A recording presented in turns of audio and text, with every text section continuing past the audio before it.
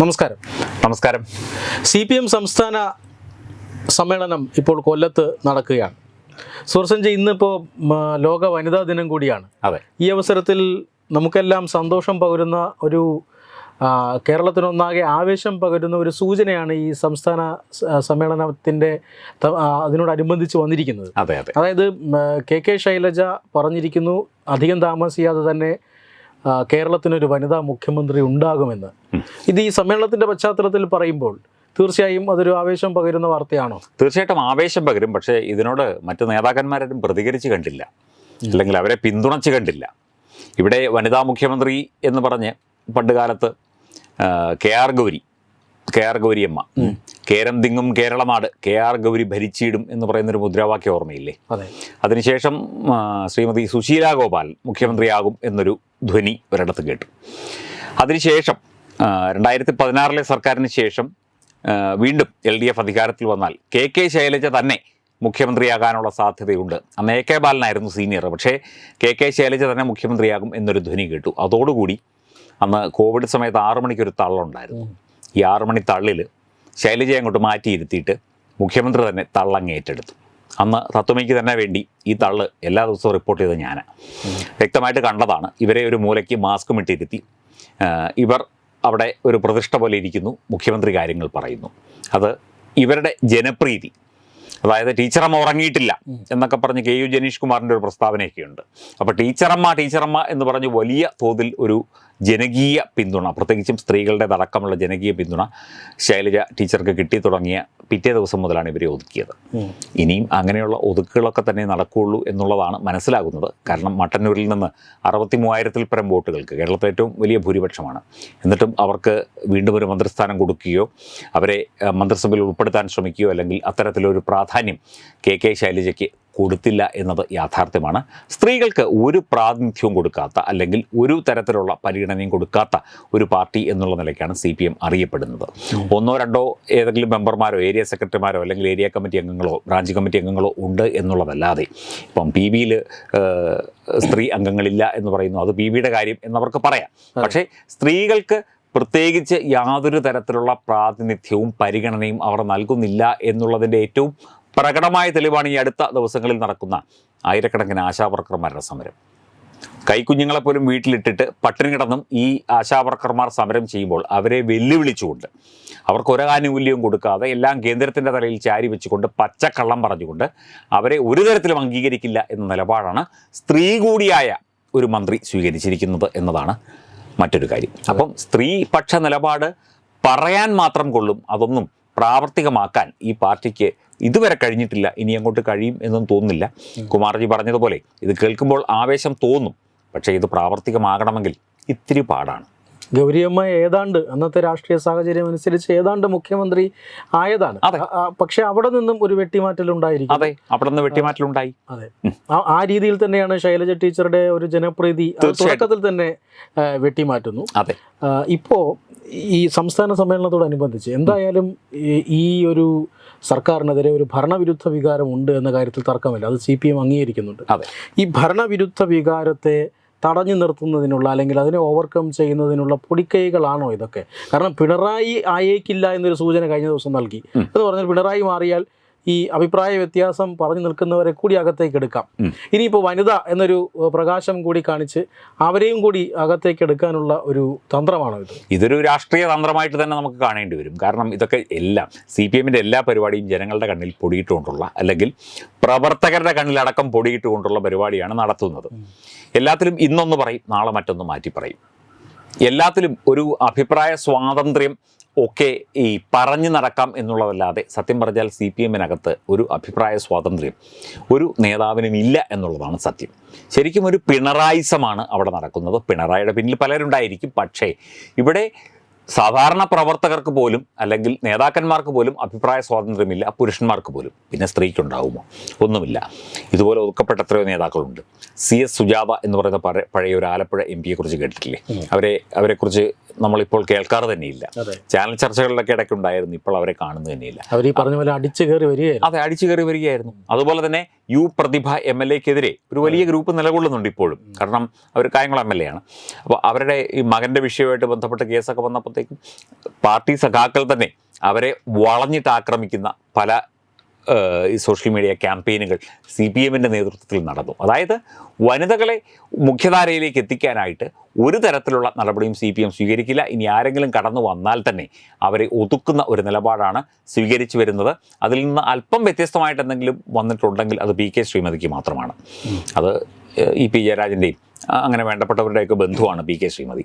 അതുകൊണ്ടുകൂടിയായിരിക്കാം. അല്ലാതെ ഒരു തരത്തിലും സ്ത്രീയെ വളരാൻ പാർട്ടിയിലായാലും ശരി, അല്ലെങ്കിൽ ക്യാബിനറ്റിലായാലും, അല്ലെങ്കിൽ മറ്റ് മേഖലകളിലായാലും ഒക്കെ വളരാൻ CPM അനുവദിക്കില്ല. അതിപ്പോൾ സഖാക്കന്മാർ ഇപ്പം പുതിയ ആൾക്കാർ ടീച്ചർ പറഞ്ഞ അങ്ങനെയാണ്, പുതിയ ആൾക്കാർ ധാരാളമായി കടന്നു വരുന്നു. നമുക്ക് പേരെടുത്ത് പറയാം, PP ദിവ്യ, അതുപോലെ നേരത്തെ ചിന്താ ജെറോമിൻ്റെ പേര് പറഞ്ഞു. അങ്ങനെ നിരവധി പേർ കടന്നു വരുന്നുണ്ട്, യുവരക്തങ്ങൾ കടന്നു വരുന്നുണ്ട് എന്നൊക്കെ പറയാം. ആര്യ രാജേന്ദ്രൻ, ഇവരൊക്കെ കടന്നു വരുന്നുണ്ട്. പക്ഷേ കടന്നു വന്ന് ഒരു പരിധിയുടെ ഒരു ചെറിയ ഒരു പരിധി നിശ്ചയിച്ചിട്ടുണ്ട്. അവിടെ നിൽക്കാം എന്നുള്ളതല്ലാതെ അതിനപ്പുറത്തേക്ക് പോകാനുള്ള ഒരു സാധ്യതയും നമ്മൾ ഇന്നത്തെ CPM-ൻ്റെ രാഷ്ട്രീയ നിലപാടുകളിൽ കാണുന്നില്ല. എന്ന് പറഞ്ഞാൽ ഇനി ഭാവിയിൽ ഈ ചിന്താ ജെറോമും അതുപോലെ തന്നെ മറ്റുള്ളവരും ഒക്കെ, അല്ലെങ്കിൽ PP ദിവ്യ, ഇവരൊക്കെ വന്നിട്ട് വേണം ഇനി മുഖ്യമന്ത്രി, വനിതാ മുഖ്യമന്ത്രി ആകാൻ എന്നാണോ പറഞ്ഞത് എന്നറിയില്ല. അല്ല, അതിപ്പം വിദൂരതയിലുള്ള ഒരു കാര്യമല്ല. അതിപ്പോൾ പറയുന്നതിന് കുഴപ്പമൊന്നുമില്ലല്ലോ. നാളെ മാറ്റി പറയാം. CPM എല്ലാം മാറ്റി പറയുന്ന തൊഴിൽ തിന്നുന്ന ബഗൻ ഇപ്പം എന്തായി? ആൻഡ്രോയിഡും അല്ലെങ്കിൽ കമ്പ്യൂട്ടറും അതുപോലുള്ള സിസ്റ്റംസും ഏറ്റവും അത്യാധുനിക സംവിധാനങ്ങൾ കയ്യിലില്ലാത്ത ഒറ്റ സഖാവിനെ നമുക്ക് കാണാനുണ്ടോ? സഖാക്കന്മാരുടെയൊക്കെ കൈകളിൽ ജിയോ സിമ്മാണ് താനും. അവർക്കാർക്ക് അംബാനിയെ കണ്ടെടുത്താൽ കണ്ടുകൂടാ, പക്ഷേ ജിയോ സിമ്മാണ് ഉപയോഗിക്കുന്നത്. ഇവർക്ക് ഈ പറയുന്നത് മാറ്റി പറയാൻ ഇപ്പം ഒരു നാണവുമില്ല എന്ന് പറയുന്നില്ല. നിലപാടുകളിൽ മാറ്റമുണ്ടാകാം, കാലഘട്ടങ്ങൾക്കനുസരിച്ച് മാറ്റമുണ്ടാകാം. വിദേശ സർവകലാശാലകൾക്കെതിരെ സമരം ചെയ്ത് വലിയ ചരിത്രമുണ്ടാക്കിയവരല്ലേ ഇവർ. TP ശ്രീനിവാസനെ വഴിയിലിട്ട് തല്ലിയതാണ്. എന്നിട്ടിപ്പോൾ വിദേശ സർവകലാശാലകൾക്ക് ബിന്ദു ടീച്ചർ എല്ലാ വാതിലുകളും തുറന്നു കൊടുക്കുകയല്ലേ. നിലപാടുകളിൽ മാറ്റമുണ്ടാകാം, അങ്ങനെ സംഭവിക്കാം, അതൊക്കെ സ്വാഭാവികം, രാഷ്ട്രീയം. പക്ഷേ CPM-ൻ്റെ നിലപാടുകളിൽ ഇന്ന് പറയുന്നത് നാളെ മാറ്റി പറയുന്നു, നാളെ പറയുന്നത് മറ്റന്നാൾ മാറ്റി പറയുന്നു എന്ന ഒരു നിലപാടില്ലായ്മ പല വിഷയങ്ങളിലും പ്രകടമാണ്. അതവർ തുടരുന്നു എന്നേ ഉള്ളൂ. ഈ സ്ത്രീ മുന്നേറ്റ വിഷയങ്ങളിലൊക്കെ അതാണ് ചെയ്യുന്നത്. സ്ത്രീകൾ മുന്നേറ്റം നടത്തണം, സ്ത്രീകൾ സമൂഹത്തിൻ്റെ മുഖ്യധാരയിലേക്ക് വരണം. അത് രാഷ്ട്രീയത്തിലായാലും സാമൂഹ്യ പ്രവർത്തനത്തിലായാലും വിദ്യാഭ്യാസത്തിലായാലും ആരോഗ്യകാര്യത്തിലായാലും എന്നുള്ളത് ഒരു പൊതു നിലപാടാണ്. ഈ പൊതു നിലപാടിനൊപ്പം നിന്നുകൊണ്ട് സ്വന്തം പാർട്ടിയിലെ സ്ത്രീകളുടെ മുന്നേറ്റം തടയുന്ന ഒരുതരം നാണം കെട്ട ഇരട്ടത്താപ്പാണ് CPM കാലങ്ങളായി കാട്ടിക്കൊണ്ടിരിക്കുന്നത്. ഇനിയും അത് തുടരും. ഈ BJP-യുടെ ഈ അടുത്ത കാലത്തെ രാഷ്ട്രീയത്തെ CPM നന്നായി വിലയിരുത്തിയിട്ടുണ്ട്. അതായത് BJP വളരുന്നുണ്ട്, BJP വളരുന്നതിൻ്റെ പ്രധാന ഘടകം ഏതൊക്കെ? അതിൽ പാർട്ടി കണ്ടെത്തിയ ഒരു കാര്യമെന്ന് പറയുന്നത് BJP സ്ത്രീകളെ ഉപയോഗിച്ചുകൊണ്ടാണ് അവരുടെ ബേസ് വർദ്ധിപ്പിക്കുന്നത്. ഇപ്പോൾ വനിതാ സംവരണ നിയമം പാസ്സാക്കുന്നു, മോദി വരുമ്പോൾ ഇവിടെ വനിതാ സംഗമം നടക്കുന്നു, വനിതകളുടെ മാത്രം ഒരു റാലി നടക്കുന്നു. തൃശ്ശൂർ. അതെ, അതൊന്നും മറ്റു പാർട്ടികൾ ചെയ്യാത്തതാണ്, പുതിയ മേഖലകളാണ്. അതുകൊണ്ട് അത് മാതൃകയാക്കണം എന്ന് പാർട്ടി കണ്ടെത്തുകയും അതിൻ്റെ ഭാഗമായിട്ടാണ് ഈ വനിതാ ശാക്തീകരണത്തിലേക്ക് പാർട്ടി പോകുന്നത് എന്നും പറയുന്നുണ്ട്. അങ്ങനെയൊക്കെ പറയാമെന്നുള്ളതല്ലാതെ CPM-നെ സംബന്ധിച്ച് അതൊന്നും നടപ്പുള്ള കാര്യമല്ല എന്നതാണ് മറ്റൊരു കാര്യം. കാരണം നരേന്ദ്രമോദി തന്നെ നാരീശക്തി എന്ന് പറയുന്ന ഒരു വാക്ക് തന്നെ ശരിക്കും അത് ഇൻട്രൊഡ്യൂസ് ചെയ്തുകൊണ്ട് ചന്ദ്രയാൻ്റെ കാലത്തൊക്കെ തന്നെ വനിതാ ശാസ്ത്രജ്ഞരെ മാത്രം അണിനിരത്തിക്കൊണ്ട് 200-250 വനിതാ ശാസ്ത്രജ്ഞകളെ അണിനിരത്തിക്കൊണ്ട് പ്രത്യേക മീറ്റിങ്ങും അവരെ അഭിനന്ദിച്ചുകൊണ്ടുള്ള പ്രത്യേക സമ്മേളനമൊക്കെ നടത്തി. അപ്പം നമ്മുടെ ശക്തി എന്ന് പറയുന്നത് ആ ഒരു വളയിട്ട കൈകളിലാണ്. സ്ത്രീകൾ മുന്നോട്ട് വരണം, സ്ത്രീ ശാക്തീകരണം എന്നത് ഒരു രാജ്യത്തിൻ്റെ വികസനത്തിന് അത്യന്താപേക്ഷിതമാണ് എന്ന് മനസ്സിലാക്കിക്കൊണ്ടാണ് പ്രധാനമന്ത്രി അത് ചെയ്തത്. ഇവർക്കും ഇതറിയാം. പക്ഷേ വനിതകൾ കടന്നു വന്നാൽ ഇവിടെ പലർക്കും പലതും തെറിക്കും, സ്ഥാനങ്ങൾ തെറിക്കും, പലർക്കും സ്ഥാനമോഹങ്ങൾ മാറ്റിവെക്കേണ്ടി വരും, മുഖ്യമന്ത്രിയാകാനും അല്ലെങ്കിൽ മന്ത്രിമാരാകാനുമുള്ള കാര്യങ്ങൾ മാറ്റിവെക്കേണ്ടി വരും എന്നുള്ള ബാലിശമായ വെറും അടിസ്ഥാനമില്ലാത്ത വെറും തോന്നലുകളും ചിന്തകളും കൊണ്ടാണ് ഇവർ ഈ സ്ത്രീകളെ മാറ്റി നിർത്തുന്നത് എന്നുള്ളതാണ്. കഴിഞ്ഞ ദിവസം SFIയുടെ ചുമതലയുണ്ടായിരുന്ന അനുശ്രീ എന്ന് പറയുന്ന പെൺകുട്ടിയും പറഞ്ഞു, സ്ത്രീകൾക്ക് പ്രത്യേകിച്ച് പ്രാതിനിധ്യമോ കാര്യങ്ങളോ ഒന്നും തന്നെ പാർട്ടിയിലില്ല എന്നുള്ള കാര്യം അവർ പരോക്ഷമായിട്ട് പറഞ്ഞു. പരോക്ഷമായിട്ടും പ്രത്യക്ഷമായിട്ടും സ്ത്രീകൾ ഈ രീതിയിൽ പ്രതികരിക്കുന്നു. പാർട്ടിയിൽ എത്ര സ്ത്രീകൾ ഉണ്ടായിരുന്നു? സ്ത്രീ പ്രാതിനിധ്യം നോക്കൂ, പണ്ടത്തെ കാലത്തും ഇപ്പോഴത്തെ കാലത്തുമായിട്ടുള്ള സ്ത്രീ പ്രാതിനിധ്യം നോക്കിയാൽ തന്നെ മനസ്സിലാകും അത് ഏതാണ്ട് 22% കുറഞ്ഞിട്ടുണ്ട് എന്നതാണ് സത്യം. കുറച്ച് പേരെയൊക്കെ ഏരിയ കമ്മിറ്റിയിലുമൊക്കെ ഉൾപ്പെടുത്തിയിട്ടുണ്ട്, ശരിയാണ്. പക്ഷേ സാധാരണക്കാരായ പ്രവർത്തകർ കടന്നു വരണ്ടേ, സാധാരണക്കാരായ സ്ത്രീകൾക്ക് പ്രവർത്തിക്കാനുള്ള അവസരം കൊടുക്കണ്ടേ. മാത്രമല്ല ഈ തെരഞ്ഞെടുപ്പുമായി ബന്ധപ്പെട്ട്, ഈ ലോക്സഭാ തെരഞ്ഞെടുപ്പുമായി ബന്ധപ്പെട്ട് ഈ സ്ത്രീകളെയൊക്കെ തന്നെ പല രീതിയിൽ അപമാനിക്കുന്ന പരിപാടികൾ പലതും കണ്ണൂരിൽ നടന്നു എന്നുള്ളതാണ്. നമ്മൾ നേരത്തെ ഒരു ചർച്ചയിൽ ഇത് തന്നെ സൂചിപ്പിച്ചിരുന്നു. അതായത് സഹകരണ ബാങ്കിൽ നിന്ന് ചെറിയ തുകയ്ക്ക് വീട്ടിലേക്ക് എന്തെങ്കിലും വാങ്ങാനോ പശുവിനെ വാങ്ങാനോ അല്ലെങ്കിൽ തൊഴുത്ത് പണിയാനോ ഒക്കെ ലോൺ എടുത്ത സ്ത്രീകളെ വീട്ടിൽ കയറി ഭീഷണിപ്പെടുത്തി ഈ ബാങ്കിൻ്റെ സഖാക്കൾ, ബാങ്ക് ഭരിക്കുന്ന ബാങ്ക് പ്രസിഡൻറ്റും സെക്രട്ടറിയും ഒക്കെ അവരുടെ തന്നെ സഖാക്കളാണ്. അവരുടെ തന്നെ സഖാക്കന്മാരുടെ ഭാര്യമാരും സഹോദരിമാരും അമ്മമാരുമൊക്കെയാണ്. അവരെ വിരട്ടുന്നതും ഭീഷണിപ്പെടുത്തുന്നതുമായ ഒരുപാട് സംഭവ വികാസങ്ങൾ കണ്ണൂരിൽ നിന്ന് റിപ്പോർട്ട് ചെയ്തു. അതൊക്കെ CPM വലിയ തിരിച്ചടിയായിട്ടുണ്ട്. അപ്പം സ്ത്രീ വിരുദ്ധത എന്ന് പറയുന്നത് പാർട്ടിയുടെ ഒരു നയമായി മാറിയിരിക്കുന്നു, അല്ലെങ്കിൽ അതൊരു വികലമായ നയമായി മാറിയിരിക്കുന്നു എന്ന് വേണം നമുക്ക് പറയാനായിട്ട്. ഈ അതായത് 2021 തെരഞ്ഞെടുപ്പിൽ വീണ്ടും LDF അധികാരത്തിൽ വരുമ്പോൾ മുഖ്യമന്ത്രി സ്ഥാനത്തേക്ക് നമ്മൾ ഏറെക്കുറെ മലയാളികൾ സർവേകളിലൊക്കെ എടുത്തു കാട്ടിയിരുന്ന ഒരു നേതാവാണ് KK ശൈലജ. അതെ, അവരെ മട്ടന്നൂരിൽ നിർത്താതിരിക്കാനുള്ള പല കളിയും കളിച്ചു. അതിനുശേഷം അവിടുന്ന് ലോക്സഭയിലേക്ക് അയക്കാനുള്ള കളിയുണ്ടായി. ഇപ്പൊ ഈ വടകരയിൽ നിർത്തി തോപ്പിച്ചതും അതുകൊണ്ട് തന്നെയാണ്. അവരെ എങ്ങനെങ്കിലും രാഷ്ട്രീയമായി ഒതുക്കണം എന്നുള്ള ഒറ്റ ഒരു ഉദ്ദേശത്തോടു കൂടി. കാരണം ഇനി 2026 തെരഞ്ഞെടുപ്പ് വരുമ്പോൾ ഇവർ മട്ടന്നൂരിൽ മത്സരിക്കുകയാണെങ്കിൽ അല്ലെങ്കിൽ വേറെ എവിടെയെങ്കിലും മത്സരിച്ച് ഇവർ ജയിക്കും. ഇവർ ജയിച്ചു കഴിഞ്ഞാൽ ഇവരെ കൺസിഡർ ചെയ്യേണ്ടി വരും, ഇവരെ പരിഗണിക്കേണ്ടി വരും.